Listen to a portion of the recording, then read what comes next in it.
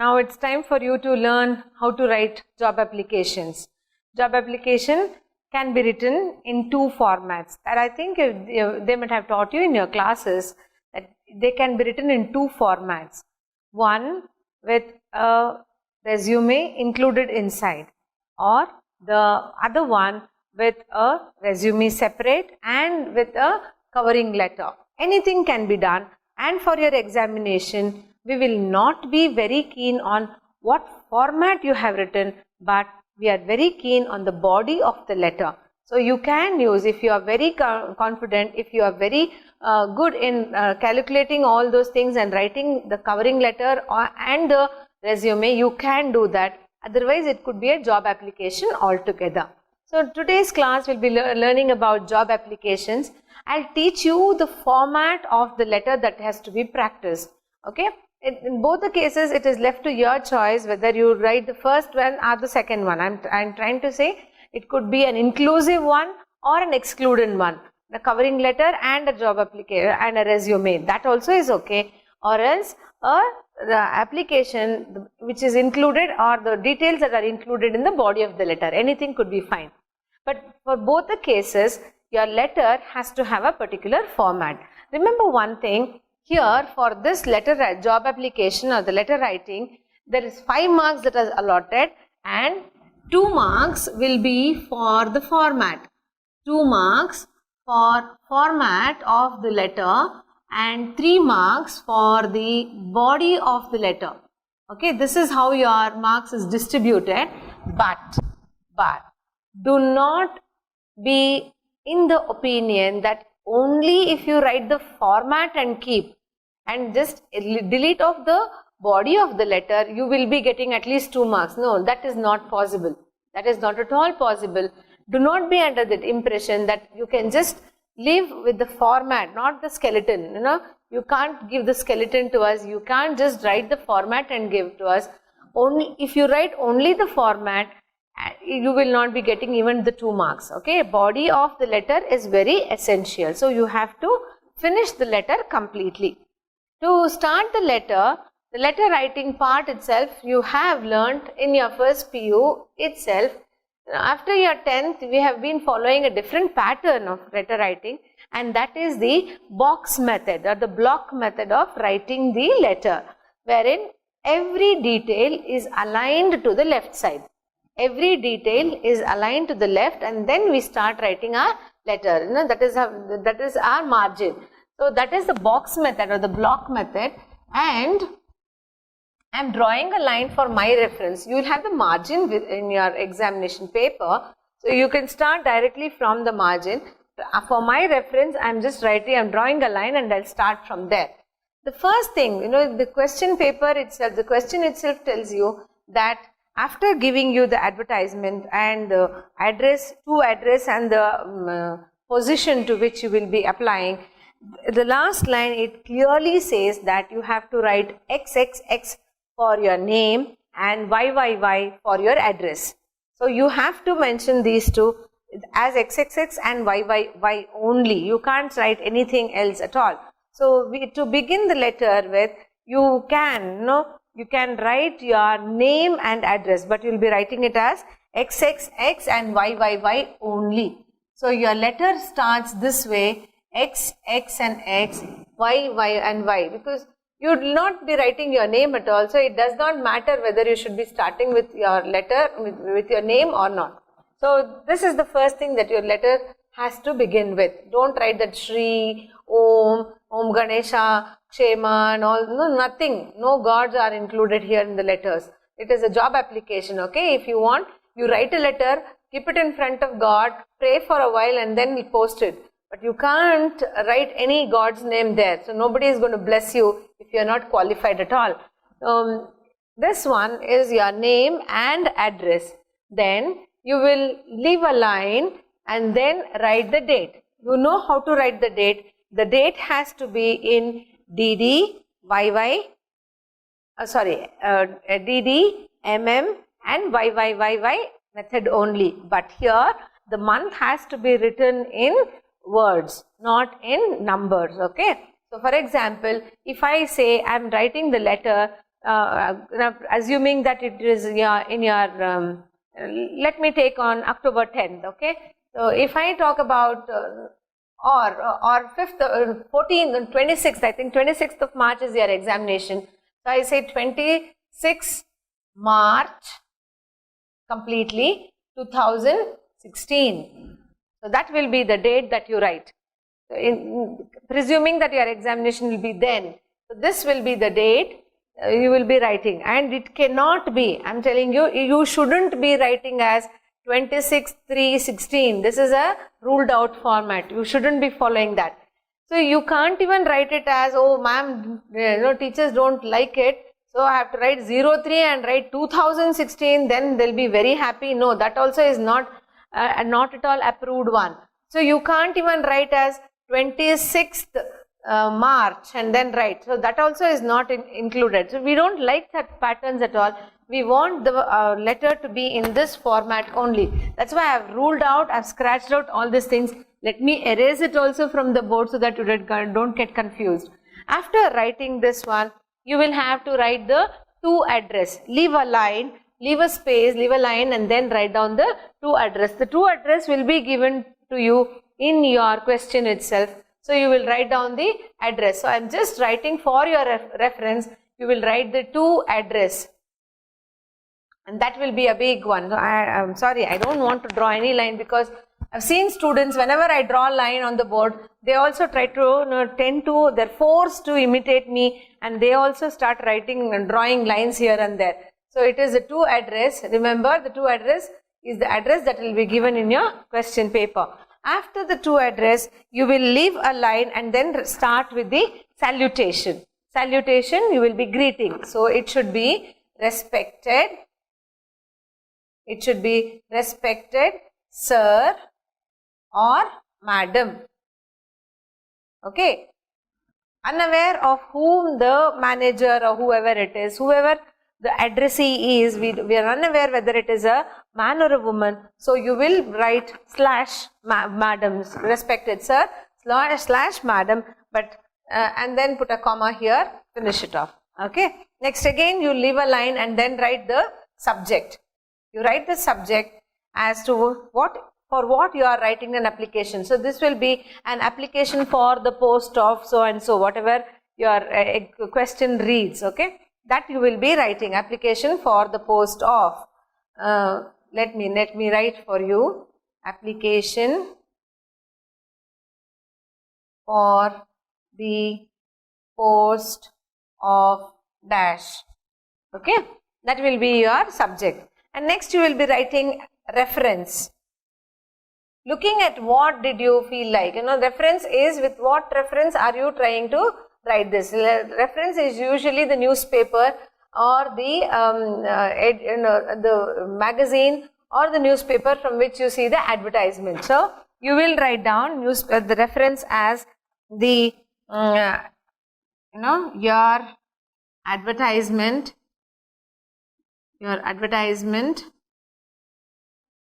in dash. Really, you will write down the newspaper, then write here dated dash.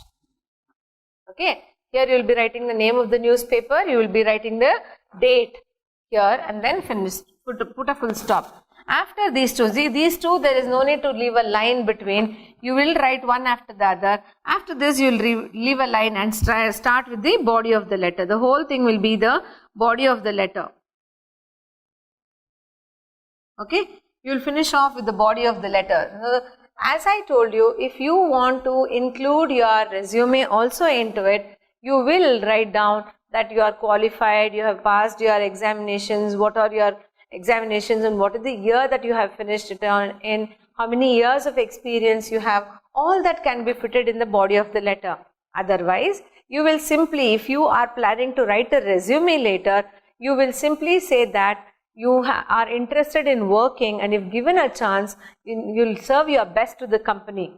Okay, and you will also say that in the second paragraph of it, you will say that the resume is attached, hope it will reach you on time, and you will write down the qualities of the worker that you have been looking for. I hope my application will be satisfying all those things. That is the body of the letter. Both the content are given to you in your textbook, so you can go through them.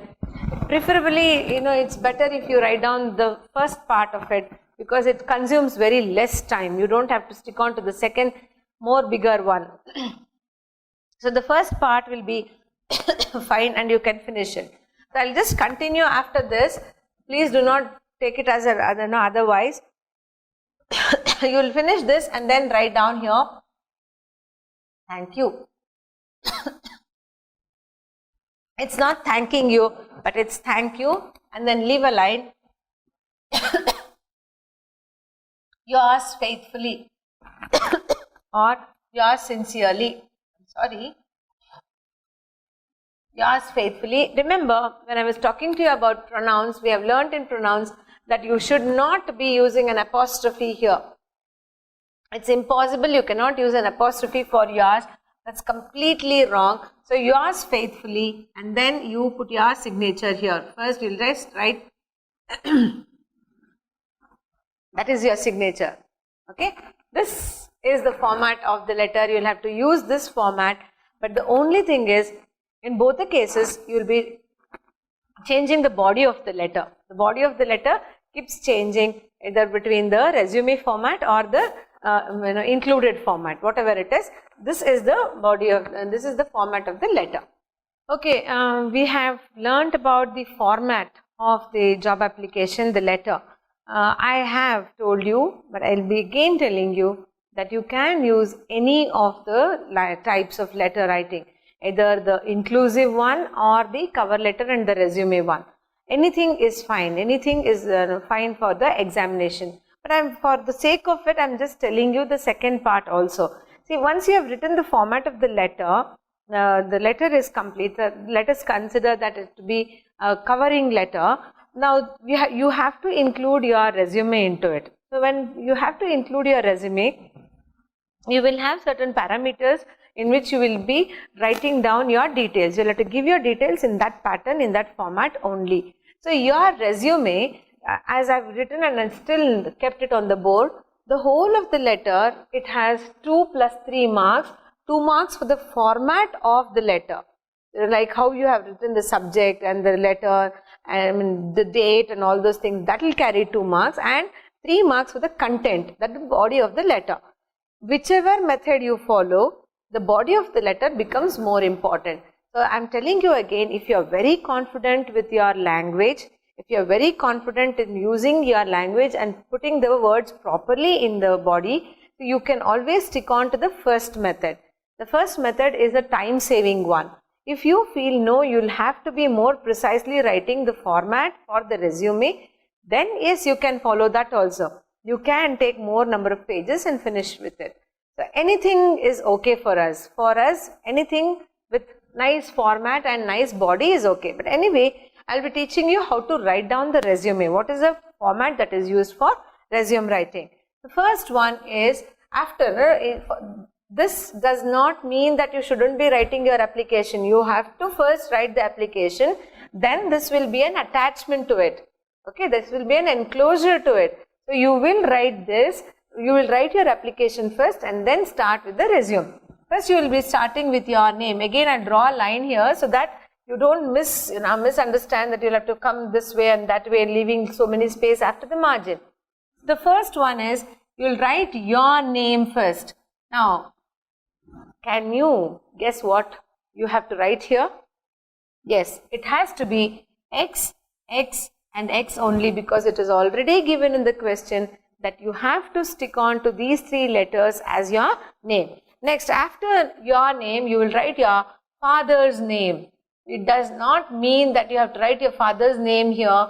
Again, you'll have to hide the identity. Because you've already used XXX here, you can write your father's name as ABC.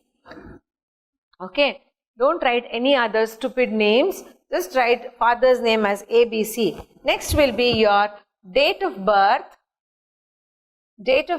and age. So, you'll have to give that. This one is slightly challenging because down the format you'll understand that you will be writing it in the order. Your degrees obtained, your courses finished, you'll be writing it in an order. So once you write that, you'll have to, though you are just doing your second PU, you'll have to write down as if you've finished your MSc and PhD, and you'll be applying for the job of some resource unit or research person or a resource person. So you will have to calculate all those things and write your date of birth and age accordingly. So you cannot be, if you're doing your MSc, if you've finished your MSc, you cannot be less than 23 years of age. 23 to 24 years of age should be your age if you have finished your degree and master degree. Okay, 23 is minimum. So you will have to calculate that slightly and then finish it. And after age, you have your permanent address. Permanent address, that is what is given in your textbook format. Don't ask me whether you'll have to write your temporary address also. The permanent address that you'll have to, they have given you 4 lines over there, but that is of no use, that because your permanent address, whenever you write your examination, will be the same thing. It is Y, Y and Y only. Your address is Y, Y, Y only. After your permanent address, you write down with nationality. Nationality, you will write down Indian only. If we know we are all Indian, so it is nationality is Indian. Next is knowledge. Knowledge of languages, different languages that you know.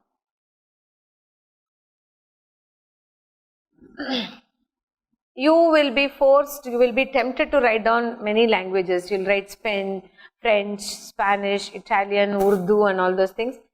Please stick on to at least 3-4 languages, and most important of them will be the most commonly used official language in India, that is English, our national language Hindi, and 2 more local languages.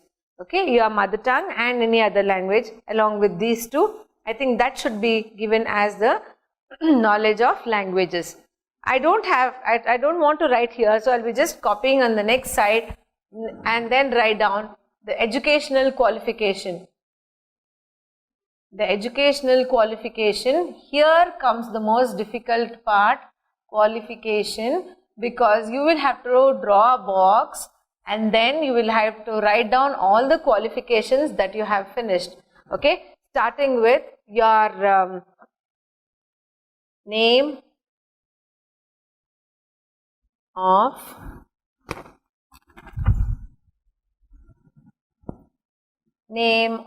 the examination that you have passed.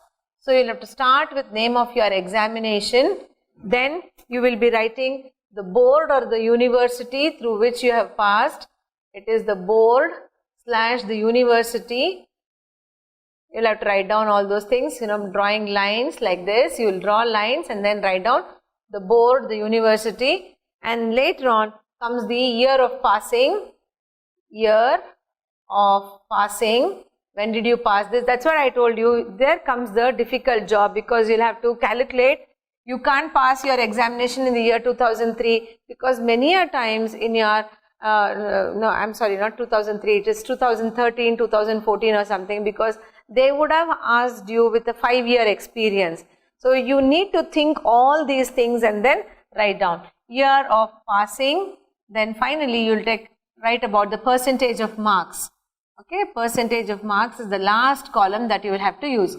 See, this format is taught to you so that even after your PU, if you have completed your PU, you are badly in need of a job, you can make use of this. See, this is not just for the examination point, but we are teaching you a code, we are teaching you something that you can be using for your future life also. So that is the reason why this kind of format is taught to you now. So that just in case of emergency, you need to apply for a job after your second PU, you can use this format, because this is the most approved format of job application. You have to write your resume in this format only. Okay, generally for the examination you have an option, so you don't have to worry too much. So this was about your educational qualification and your examinations, all those things that you have passed. Later on, you can talk about the experience that you have. The students I see, they are tempted to write only 3 years of experience, 5 years of experience. Please complete it.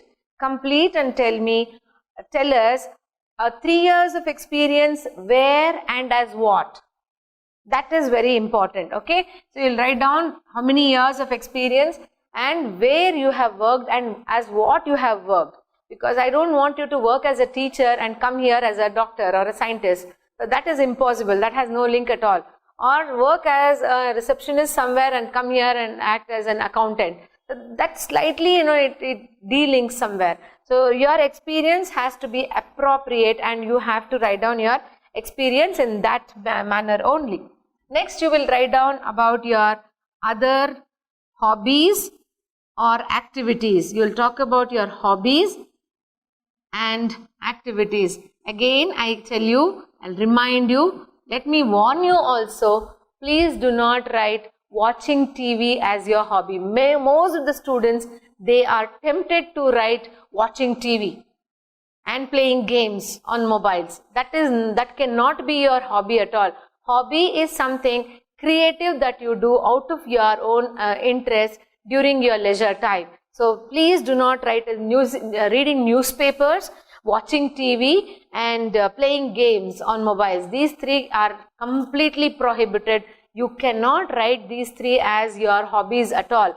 You write that, you are out. That's it. Even in your real life, when you write these as your hobbies, before getting into the company, you will be kicked out. So it's better not to take these things. Don't even develop them as your hobby, okay?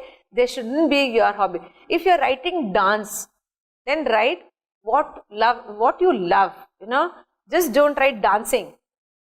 You have to write you like to dance.